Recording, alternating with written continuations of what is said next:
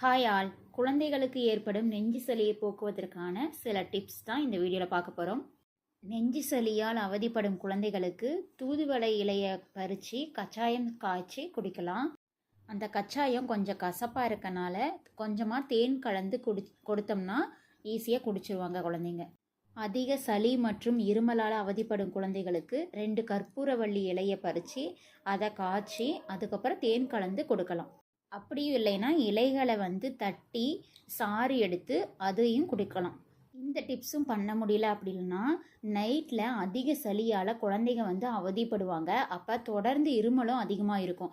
அந்த சமயத்தில் தேங்காய் எண்ணெயை கொஞ்சம் சூடு பண்ணி அதில் 2 கற்பூரம் சேர்த்து அதை கொஞ்சம் வெதுவெதுப்பாக இருக்கும் போது கொஞ்சமாக லைட்டாக எடுத்து நம்ம இங்கே கழுத்து கீழே கொஞ்சம் தடவி விட்டோம்னா குழந்தைங்க நிம்மதியாக தூங்குவாங்க.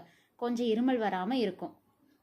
இந்த டிப்ஸு உங்களுக்கு யூஸ்ஃபுல்லாக இருந்தால் லைக் பண்ணுங்கள், ஷேர் பண்ணுங்கள், கமெண்ட் பண்ணுங்கள். மறக்காமல் சப்ஸ்கிரைப் பண்ணிடணும். பாய்.